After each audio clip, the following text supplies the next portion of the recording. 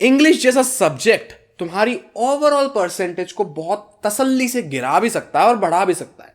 तो आज की इस वीडियो में हम बात करने वाले हैं कि लास्ट के बचे हुए एक महीने में हम इंग्लिश को कैसे अपनी बेस्ट तैयारी करें। मैं मान के चल रहा हूं तुमने अब तक इंग्लिश को हाथ तक नहीं लगाया है, और मैं गारंटी दे सकता हूं कि अगर इस एक महीने में तुमने रोज के 40 से 45 मिनट भी दे दिए ना, तो इंग्लिश में 40 लाना कोई खास बड़ी बात है नहीं।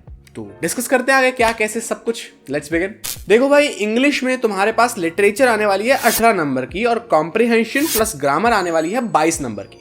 कॉम्प्रिहेंशन प्लस ग्रामर वाली चीजों पे भी हम फोकस करेंगे, ऑब्वियसली उसकी भी प्रैक्टिस करेंगे, इट रिक्वायर्स।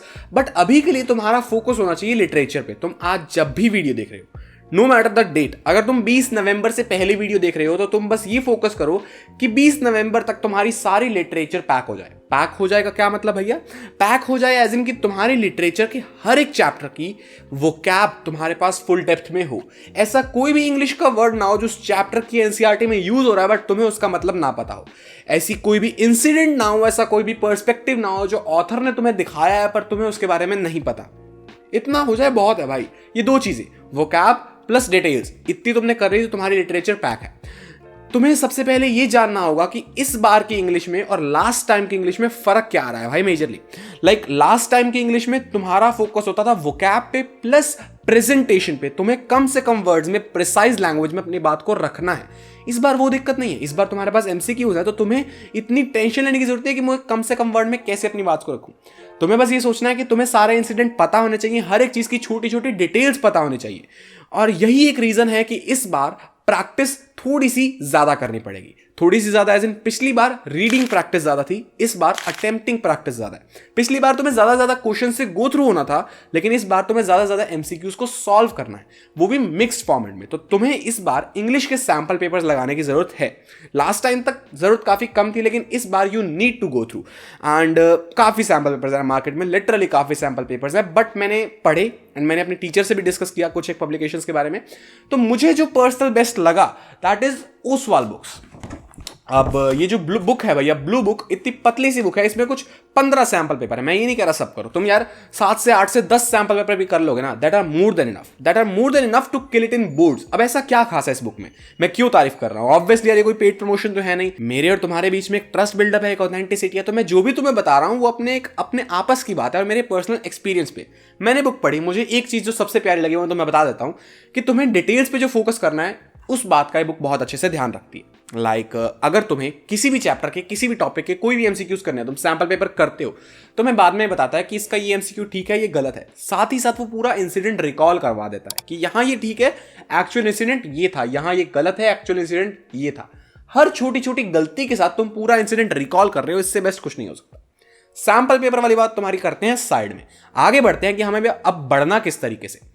तुम्हें 20 नवंबर तक, आज जब भी तुम देख रहे हो, अपने हिसाब से चीजें बांट लो। तुम्हारे पास 8 चीजें टोटल, 2 पॉम्स हैं और 6 प्रोज की चीजें हैं, ठीक है, 6 प्रोज के चैप्टर्स हैं। तुम उसे इस तरह से बांट लो कि जितने भी प्रोज के चैप्टर्स हैं तुम्हें उनमें क्या फोकस करना है, एक एक वर्ड की वोकैबुलरी, तुम्हें कोई भी वर्ड ऐसा ना हो जिसका तुम्हें मतलब ना पता हो। दूसरा, हर छोटे से छोटे इंसिडेंट की डिटेल्स। और तीसरी सबसे मेजर चीज की तुम्हें एनसीईआरटी पढ़नी है।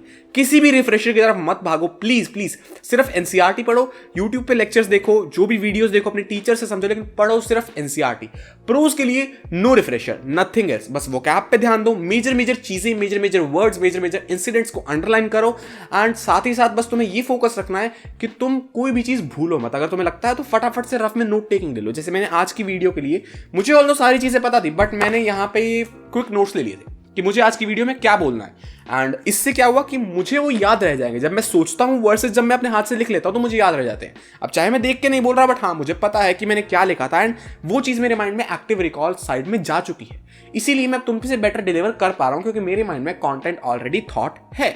वही अगर हम बात करें प्रोज पॉइंट सेक्शन की, तो वहां पे तुम्हें मेजर ध्यान रखना है कि तुम ऑथर के यानी कि पोएट के किसी भी पर्सपेक्टिव को मिस नहीं कर रहे। हर वर्ड का, हर लाइन का meaning, symbolic meaning, figure of speech, ये सब तुम्हें पता होना चाहिए। अगर एक पॉम का एक्सट्रैक्ट देके तुम्हें उसके बारे में पूछा जाता है ना, तो तुम्हें एक एक वर्ड का, उस इंडिविजुअल लाइन का, उस एक्सेप्ट का मतलब, उस पूरी पॉम से क्या लिंक है, वो सब कुछ पता होना चाहिए। यही सारी कहानी है। तुम्हें अगले आने वाले 20, 22, 25 दिनों के अंदर वो 8 चीजें तसल्ली से करनी है। What I would recommend is कि पहले जाओ एनसीईआरटी से खुद रीडिंग लो अच्छे से एक बार, उसके बाद जाओ यूट्यूब पे समरीज देखो। अगर मेरी मानना चाहते हो कि लाइक कौन सी समरीज बेस्ट है, तो अपनी कक्षा चैनल पे इंग्लिश के हर चैप्टर की 15-20 मिनट के अंदर समरी करवाई हुई है, which I believe to be best. ठीक है, बहुत अच्छी लगती है मुझे, तो मैं ऊपर लिंक डाल दूंगा, नीचे भी डाल दूंगा डिस्क्रिप्शन में, तुम जाके चेक कर सकते हो। पहले खुद पढ़ो, देन वो समरी देखो, देन अगेन आके अपनी अंडरलाइन चीजें पढ़ो, या अपने जो तुमने नोट्स उतारे थे वो पढ़ो, या अपनी जो वोकैब के लिए वर्ड सर्कल किए थे वो पढ़ो, और सारे इंसिडेंट्स को रिकॉल करो।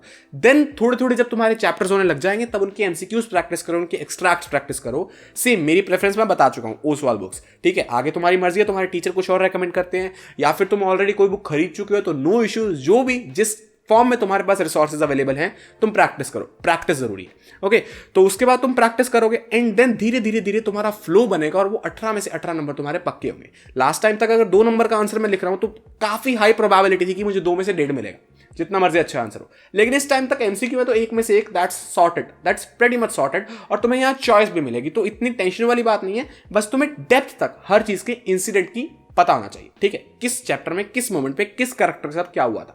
Understand it like a movie, understand it like a story जो तुम किसी वेब सीरीज में देख रहे हो। अपनी इमेजिनेशन को इतना स्ट्रांग कर लो, दैट्स ऑल। अब इस सबके बीच जिस सबसे मेजर बात पे मैं एम्फेसिस डालना चाहता हूं वो ये कि इंग्लिश कोई ऐसा सब्जेक्ट नहीं है जिसे तुम इग्नोर करके भी 100 ला सकते हो।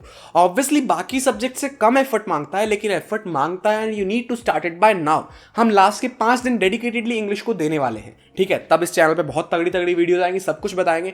अगर म्यूजिक है तो लास्ट के 6 दिन इन 2 सब्जेक्ट्स को देने वाले हैं, लेकिन तुम्हें अभी से रोज के 40 से 45 मिनट इंग्लिश को देने हैं। रोज रात को सोने से पहले कहानियां पढ़ के सोनिए, उन कहानियों को मूवीज की तरह इमेजिन करो, स्टोरीज की तरह इमेजिन करो, उन कैरेक्टर से कनेक्ट करो। गिनती के 6 प्रोज के चैप्टर्स हैं, गिनती की 2 पॉम्स हैं। इन 8 चीजों पे तुम अगर 3-3 दिन भी पर चीज देते हो तो तुम्हारा आराम से बात बन सकती है, कोई दिक्कत वाली चीज नहीं है। मैं बस ये कह रहा हूं कि 20 नवंबर डेट को मार्क कर लो, इस डेट तक सारी लिटरेचर निपटा दो, उसके बाद ग्रामर की टेंशन मेरी। ग्रामर की भी मैं बीच बीच में वीडियोस डालूंगा, if you want to continue with me you can. तुम्हारे पास चीजें होंगी, तुम्हारे पास रिसोर्सेज होंगे, मैं तुम्हें सब कुछ बता चुका हूं। सैंपल पेपर कौन से, बुक्स तुम्हारी ऑब्वियसली एनसीईआरटी होनी चाहिए। प्रोज में specifically only NCERT plus video summaries, उसके बाद प्रैक्टिस के लिए जहां मर्जी जाओ। एंड पॉम्स में एनसीईआरटी प्लस रिफ्रेशर, क्योंकि तुम्हें हर एक लाइन का, हर एक वर्ड का पर्सपेक्टिव वो पता होना चाहिए जो पॉइंट दिखाना चाहता है, कोई और पर्सपेक्टिव नहीं। हर एक इंडिविजुअल लाइन का, इंडिविजुअल वर्ड का अगर एक्सट्रैक्ट में आ जाए तो वो पर्सपेक्टिव भी तुम्हें पता होना चाहिए।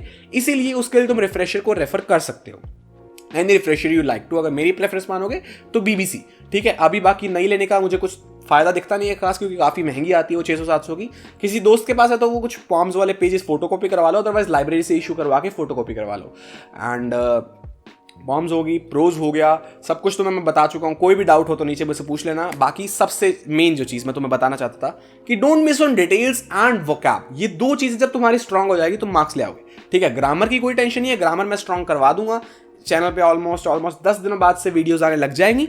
ग्रामर तुम्हारी सारी टच करवा देंगे, कोई दिक्कत वाली बात ही नहीं। ठीक है, मतलब जिस चीज से तुम्हें सबसे ज्यादा डर लग रहा है that is the MCQ portion, कि यार इंग्लिश में एमसीक्यूज हम कैसे करेंगे। जो चेंज आया है ना सिस्टम का, पैटर्न का, ये तुम्हें डरा रहा है। एंड इस चेंज को कॉप अप करने के लिए मैंने उस टाइम एक वीडियो बनाई थी कि लास्ट ईयर से इस ईयर क्या फर्क होने वाला है। उस डिटेल्ड वीडियो का लिंक ये रहा, यहां जाओ, टैप करो, देखो, एंड यहां होगा सब्सक्राइब। बाकी कुछ भी अच्छा बुरा लगा हो तो नीचे बता देना। Thank you so much for your वर्दी कमेंट्स, एंड कोई भी डाउट हो तो वो भी बता देना प्लीज।